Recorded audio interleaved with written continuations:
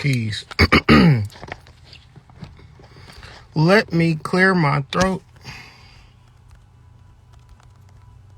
Peace, peace, peace.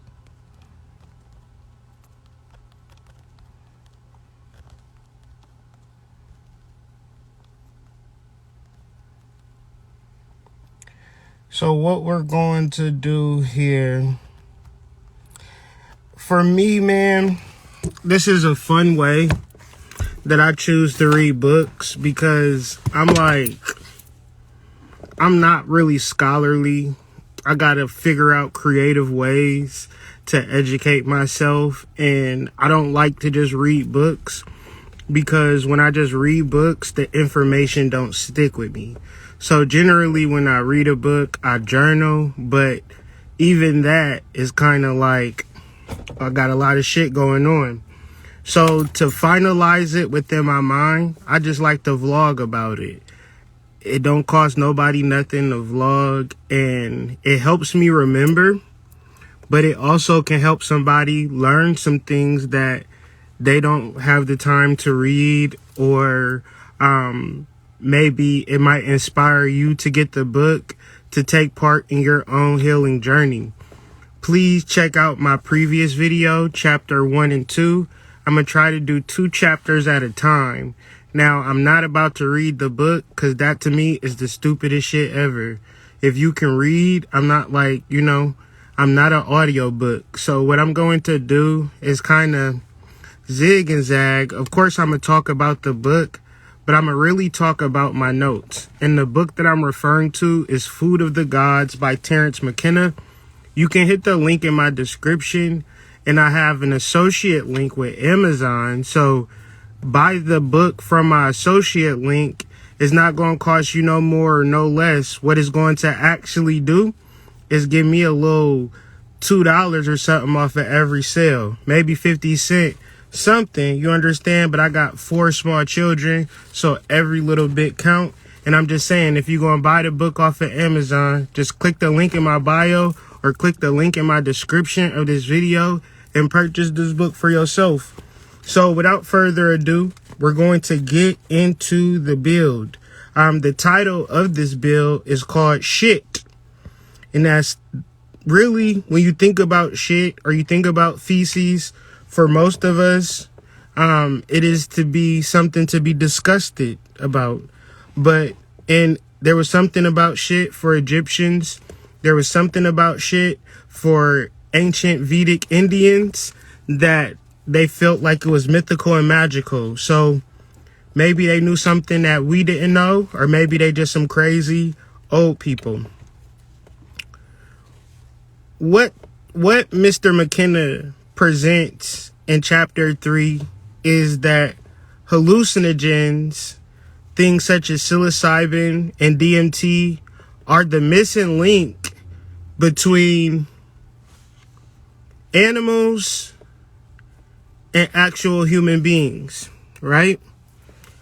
But you can recognize the animal nature within yourself when you're not having a particular spiritual awakening, right? You might think that it's highly evolved and advanced to have a job and to, pay rent.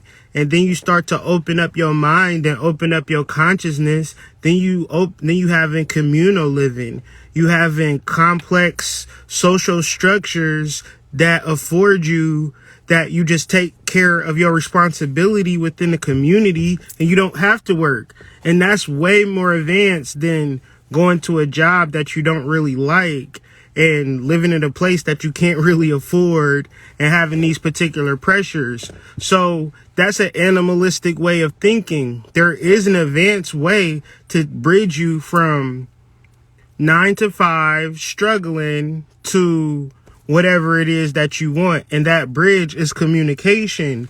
Now, I know that I'm not acting like I'm better than people, but I got to give you the reality of my diet. I've not been a strict vegan, but I've been like a 90% vegan since 2017, thanks to my wife, that I have somebody in my life that cooks me food that is healthy, but It's healthy for my mind and my body. So my spiritual journey might not be like yours. Your microdose journey, if you eat a lot of meat, it might not even interest you at this point. I'm at a particular point in my spiritual life that I've been opened up to certain things and certain informations. But what I can suggest is that you do research on microdosing if you have a problem with communication. There's a clear track between you and everything that you want, right? 10 times out of 10, you're not communicating it effectively because there are fears, there are traumas, there are abandonments, there are deep psychological wounds that you can't particularly identify, but it creates a comfort zone that allows us to be in a trance-like state, such as watching TV, social media, and even like exercise or personal beauty and personal health and vanity things. Is like something that we pay attention to, but we don't communicate it effectively. So in a sense, we're not living to our fullest potential, because unless you have a gag order, unless you signed an NDA about something, you're free to actually speak. And the reason that all of this technology is in the world, because it's going to not have you talk, right? You ever have a talkative child, and they're just talking and talking? As a parent, you do it unconsciously, but what you do, you say, be quiet, okay? Enough talking for now, right? And that's a degree. You might be nice about it. You might be mean about it.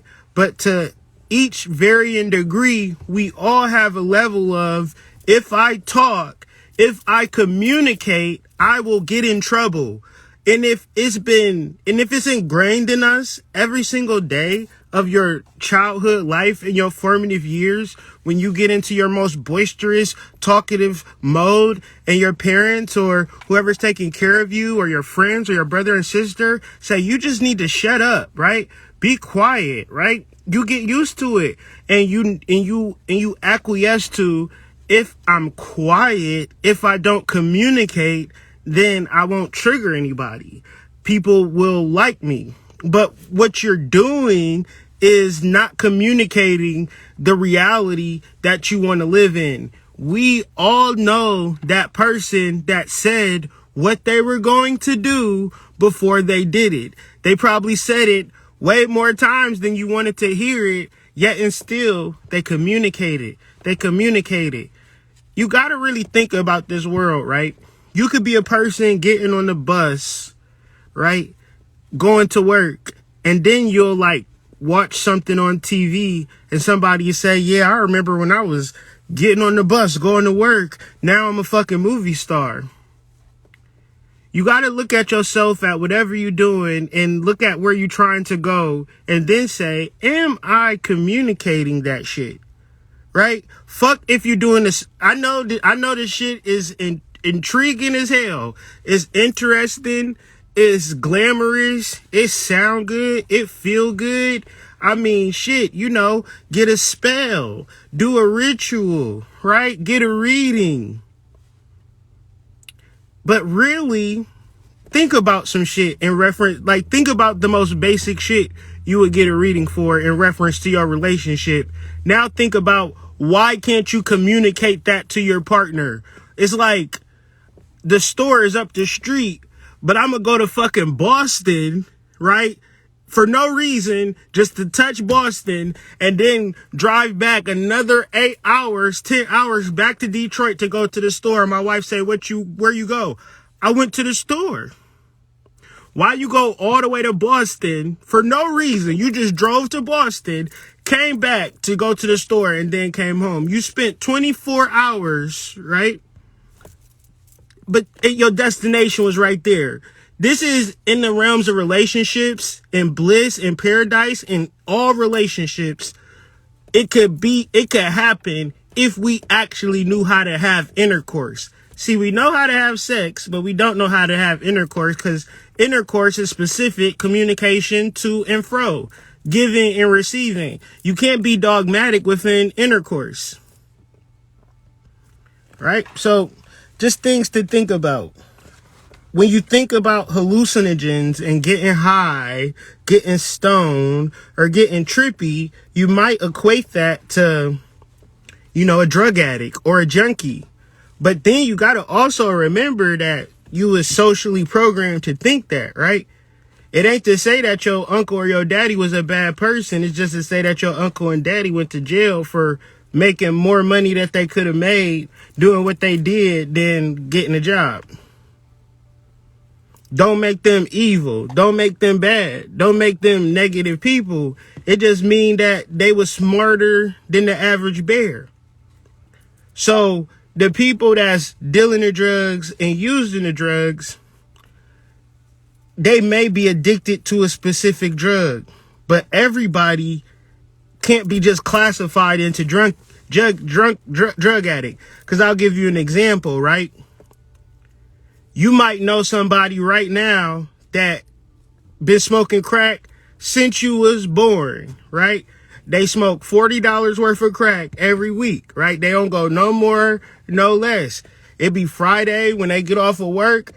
The same way as you might smoke a blunt, they might smoke a little bit of crack, right? They be at work. They do everything normal. They just smoke crack. Like, everybody not a junkie, but a lot of people will be a junkie. Meaning that drugs don't, I'm not, just a disclaimer, just so you don't get me fucked up, I wouldn't suggest nobody do drugs. But I'm also giving a commentary of the world that I live in and the things that I've seen. And drug usage has affected it has affected me and everybody within my family that I know. So, what is the spiritual connection between drug usage and spirituality, if any? Mr. McKenna seems to think, and he extrapolates the thought, he makes it succinct, that drug usage varies from each and every person, to the little old lady that take an aspirin every day, to your auntie that smoke crack every Friday after she get off her shift. So what we're talking about is mind expansion and complex thought and the ability to do so. If you are going to divvle and dabble into microdosing, you're going to do whatever the fuck you want to do. But my suggestion would be to actually microdose. When we say microdose, we're saying we're using such a small amount of psilocybin that you get zero psychedelic effects. So let me reiterate what I said in my last video. You can buy a bottle of aspirin right now for $10.99. Swallow every pill of that Tylenol and you gonna be fucked up. I guarantee you. You swallow a whole 30 pills of psilocybin, microdose capsules, you probably a motherfucking enjoy your favorite sitcom or some shit. You probably have the best sex that you ever had that night, but you wouldn't feel the need to go to the hospital. I guarantee you that. So even with all of that, if you take a whole bunch of Benadryl, you're going to hallucinate and be fucked up. But the message that I'm trying to come across is that we're not trying to do this to get high. We are trying to microdose so we can expand our mind and heal our minds and begin to live in a communicative, complex, and our harmonious state. When we look at psilocybin, the energy and the deity show up clearly, hidden in plain sight. But if you don't know what you're looking at, you would just read the mythologies, regurgitate the mythologies, and then not know what the mythologies were actually trying to say. So there's a such thing in reference to psilocybin as psilocybin cubensis, and this is not in the book, But when I actually read a book, I can pick up on certain shit and I get certain channels. And I know that this is a channel because I did some cross-referencing online for a couple of hours trying to see if anybody had made this connection.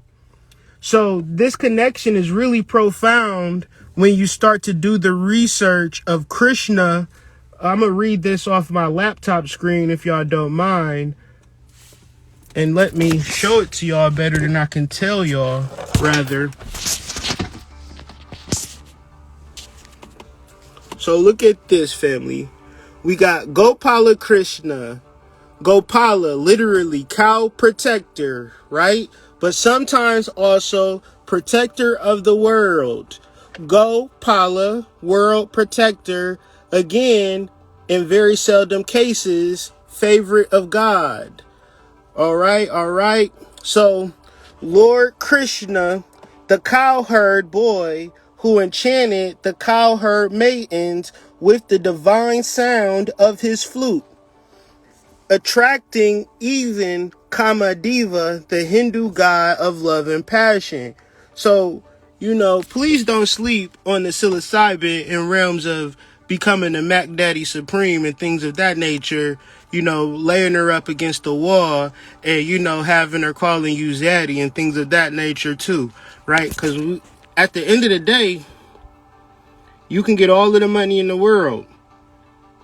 But if you can't communicate the passion that you really willing to receive and willing to die for, you probably going to die without it simply because you feeling for it, you thinking about it, but you're not clearly communicating it. Because when you reference the clear communication of God, why the fuck can't you have everything that you want, including somebody to lick your little booty hole from time to time, right?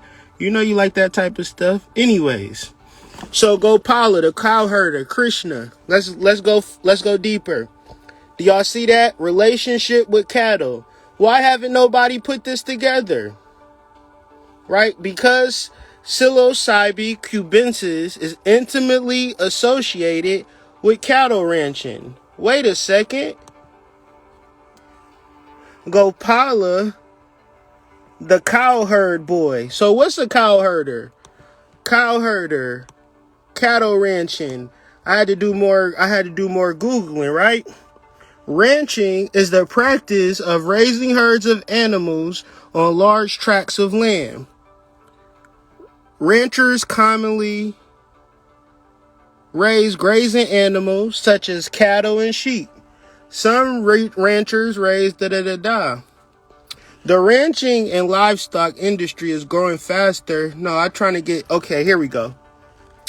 Cowboys are responsible for herding. You see that? Herding and maintaining the health of the animals across vast ranches. So let's go back to psilocybin cubensis since we got that understanding. Because psilocybin cubensis is intimately associated with cattle ranching, let's go back to what we're even talking about. Because they're not going to make this connection. I'm trying to make this connection for you, okay?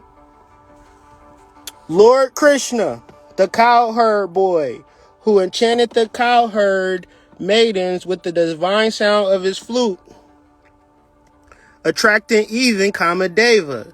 Now she calling you Zaddy because you've been microdosing for a month. Because she wasn't saying shit. She was saying, you get on my nerves. Now she's saying, Zaddy, you want something to eat? You hungry? I got a little girlfriend I want to introduce you to.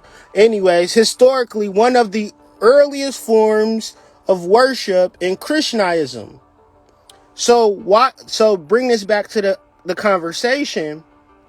If this is the earliest forms of worship, how did they actually tap into Krishna? I'm going to tell you how.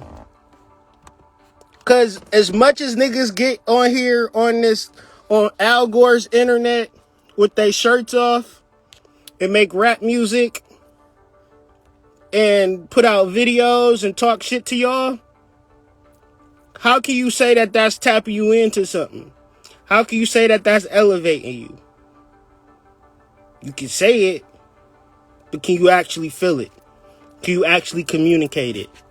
versus reading the books and doing the shit that they telling you to do versus actually tapping in. So,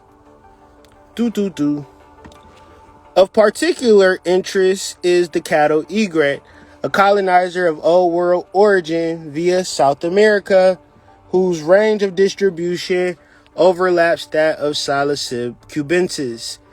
Cattle egrets typically walk alongside cattle, preying on insects. They track through spore-laden vegetation and cow dung. The type of spore dispersal, this, that, and the third, right? Oh, one more thing. Psilocybe cubensis is an example of symbiosis. So what we talked about earlier in our last video, chapter 1 and 2, and I'm going to go live for 10 more minutes. But I'm not going to end my video. But I am going to finish what I need to say. I'm just going to speed up the pace a little bit.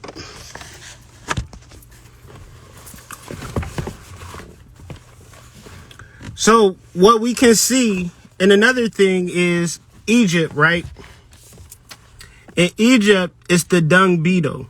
The dung beetle, he sits on shit. Now you can do a Google cross-reference of dung beetles and mushrooms. And what you will see is that the Egyptian dung beetle, Kefri, or the rising sun, in real life be chilling with the cubensis mushrooms. Like in real life. So the dung beetle is a signal to the mushroom and the shit for which the mushrooms grow off of too. And the Egyptians tapping in, building pyramids and building great civilizations was based upon the networking and connection to the mushrooms. It don't have nothing to do with aliens. It don't have nothing to do with black people, white people. It don't have nothing to do with race. It has everything to do with hallucinogenic plants. And if you ain't never been beyond this third dimension, you can't even fathom it. Okay, so moving forward. Mushrooms excite our communication and language.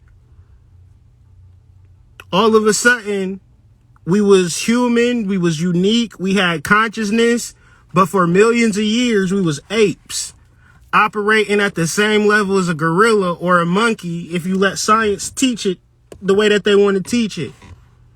Then all of a sudden, but if you think about the world and the world that we live in, how is a substance going to communicate to you effectively? Is it going to talk to you? No, it's not going to talk to you. You ingest the substance. We talked about this in the last video. Encyclopedia of Plants. It'll tell you all the deities associated with the plant. So if you want to communicate with Thor, you ain't about to walk outside and yell for Thor. He not going to heal you. But say, for instance, Thor is attached to juniper, then you just ingest juniper tea for 21 days and do Thor mantras.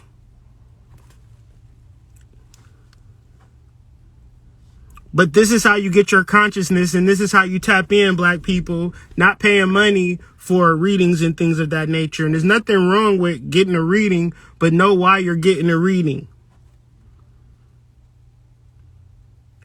And know that when it comes to tapping into your divinity, that's exclusively your job. And it's how you take care of yourself. It's how you eat. You can't just keep getting readings from people and still eating fucked up. You can't keep getting readings for people and still having sex with men that you shouldn't be having sex with. You can't keep listening to these people and you keep smoking crack. Moving on. What were the pressures for humanity to evolve to what it is today? The pressures for humanity to evolve to what it is today is tribalism and having a competitive edge. The reality of your ancestors, whether you believe it or not, or recognize it, that they had a competitive edge over the other tribes. So within that, you are a warrior. So what I'm saying is, in reference to your peace, you're going to have to fight for it. What we try to do is wish for it and hope for it, but you got to have a competitive edge. And what's your competitive edge? Your communication. Let's do this. What is a word? Or what is words? It's an anagram for swords. So words, sword, meaning that you cutting through all of the bullshit and extra $50 that you paying for readings from niggas. You got a problem with your boyfriend, just communicate the problem that you having with them and everything tends to work out. I know it sounds simple, but it's really profound when you think about it, how your emotions stop you from actually communicating. So when you die, your body will still be here and everything else is a realm of communication and networks. Just think about it. If your body was important, when you die, nobody would give a fuck because your body's still here, right? Your body here, but it's like you not here no more because you are not the body. If you were the body, then why don't your body just disappear? Like, if you think about it, you are not the body. Everything is communication. Everything is input, which creates the proper output. You don't have to tell your body to take a shit. Depending on the food that you eat, it'll take a shit when it's supposed to. Depending on the food that you eat, you might block it from taking a shit. Depending on the thoughts that you think, you might shut down your digestive system. Everything is spiritual. When you talk about plants, you also talking about drugs, and all of these things are to communicate you so you can disintegrate your ego. Your ego is always on bullshit because your ego is not going to tell you to ingest plants. Your ego is going to tell you to ingest pizza. It's going to tell you to get drunk. It's going to tell you to do all types of weird shit. But when you sit and drink tea every day and you ingest herbs, you are fighting with your soul against your ego. It is said that when you ingest mushrooms, your poetry level increases. You have the ability to speak in tongue and you are able to activate your voice, i.e. able to communicate effectively. When it comes to solving your problems, all you have to do is put your mindset in a place of communicating that you are actively solving your problems in every walk. But if you suppress your actual problem solving ability, your sword or your words, now you outsourcing it to the latest deep nigga on YouTube. And I call them dudes skim scammers and I call them girls skim scammers because that's what the fuck they are. I'm not lying. As much as they can say that they be doing readings and doing spiritual work, you try to find the motherfuckers that have relationships with them and you get crickets. Because if y'all was to actually talk about their spiritual work, y'all will all come to the table with a horrible experience in the fact that y'all wasted a whole bunch of money talking to these niggas. So with that being said, I'm trying to give you a deeper level of understanding that don't require no spiritual nigga on YouTube. I'm going to give you this deep insight and I want you to meditate on it. What did people do for spiritual awakening before they watch YouTube videos and Instagram shorts and TikTok videos? They ingested properly. Okay? They constantly removed their ego. They constantly did the wise thing. They never let their ego say, you know what? I'm going to eat a hamburger tonight because before you eat a hamburger, tell me exactly what a hamburger is. And if you can tell me exactly what's in your hamburger, then have at it.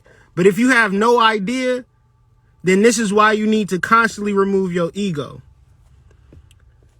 So he goes on to say, we in chapter 4, and I'm paraphrasing, but also giving my personal download to the things that this man was putting forward. But I also suggest you buy the book by clicking the link in my bio.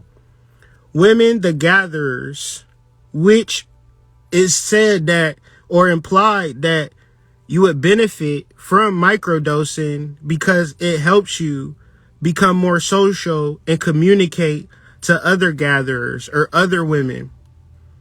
Men, on the other hand, are not so good of communicators.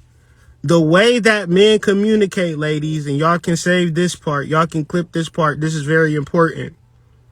The way that men communicate is by bringing meat home ancestrally. At the deep root tribal level, they spent all day in the fields hunting. So if they came home with some meat, that was him saying that he loved you. So if you got a man that provides, that's his way of communicating, ladies. So please, if a man attempts to provide for you, he actually does love you, and you can actually fucking relax. Okay? And through the modality of microdosing, you will be more social, you will communicate more, and this is essential for our women. What happens when you communicate effectively is that you describe, you teach, you instruct on ancient knowledge, because you are a vessel for ancient knowledge because you exist. But you need to have a clear communication with ancient knowledge, which psilocybin provides. It is the oldest fungi known to mankind. Thus, when you ingest it, you are ingesting ancient knowledge. But the idea is to not overwhelm your senses and to not even take it every day. Since it's not habit forming, you should take it 4 days on, 3 days off. And that's from Mr. Stamets. It's actually called a Stamets stack. Please Google it and do your own research. Now, I'm going to finish up with this because I got to get back to work, but I wanted to give y'all this work if y'all get what I'm saying. What is the difference between the goddess and the god in the ancient mind? The goddess represents ecstasy and the god represents money. Think about it, y'all. Think about it. Why do you want money? The book is penned, Food of the Gods by Terence McKenna. Why do guys want money so bad? Why does a guy want to have a wife? And what does a guy want to experience when he's in a relationship? Ecstasy. But what does a woman want in order to give that man ecstasy? Y'all been around the block enough. You know, if you ain't got the money together, you ain't going to get the quality of woman that you actually want. This is why men strive so hard to get the money so they can be the man, so they can receive the ecstasy that the goddess provides. But when we got so caught up into the God, right? Our women they pray to God fervently, right? The Christians pray to God. They don't give no ashe to the goddess, meaning that they more concerned with their money, less concerned with their ecstasy. Another side effect of communication is ecstasy. It's a powerful thing as a man, and I'm going to tell y'all this and I'm going to end the video. To not be afraid, because that's what psilocybin does as well. This is all documented. It might sound like I'm just pouring into some shit, but it's all research that I'm referencing.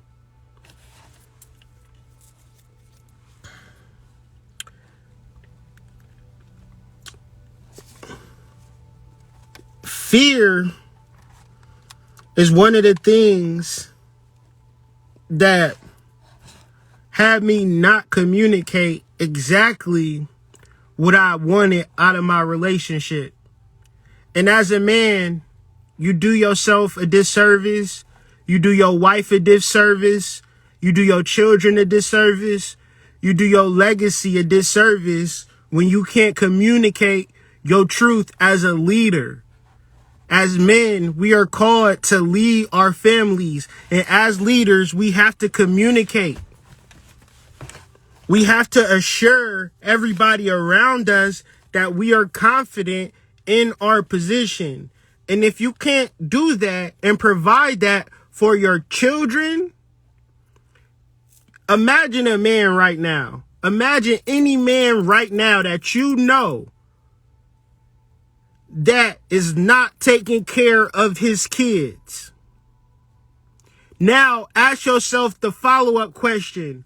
Who is doing his job? Whoever is doing his job, whether it's his mama, stepdaddy, cousins, auntie, grandma, it don't matter. That's not something that they was put on this earth to actually fucking do. It was his job to do. So as a man being a leader, you save the fucking world. You save somebody's happiness. Because not nary one person. And of course, there's a lot of gray area in what I'm saying. But you got to understand that it's hella shelters out here. It's hella kids out of adoption. And it's hella niggas acting like it's all good. Acting like they bachelors. Acting like a 1-bedroom is sufficient. Hella niggas. Fucking roommates with children. Not doing the sacrifice because they don't know how to communicate leadership. But they know how to fuck and lay the pipe. Because you don't got to communicate to do that. It's some niggas that got some pussy off a fucking SMS, MMS message. Y'all gave a nigga a pussy off a fucking picture mail. Okay? So that's the only thing wrong with that is that he didn't communicate who he was internally. So what energy did you absorb by taking him in sexually? You can avoid all of this by learning how to communicate slowly, patiently, and effectively. And if you need some help, do your research on microdosing, do your research on psilocybin, Get Food of the Gods by Terrence McKenna. Look online at the plethora of medical journals, TED Talks, YouTube videos that talk about the miraculous powers of microdosing, and don't think that you outside of the fucking loop. Just act like you didn't know, and now you know. Stay tuned for chapters 5 and 6. I'll be coming tomorrow with a daily dose of this psilocybin talk. I hope y'all enjoyed it, and I hope y'all have a wonderful evening, morning, night, wherever you find this video. But I send this video out with the most positive intention and goodest vibes known to mankind. Peace.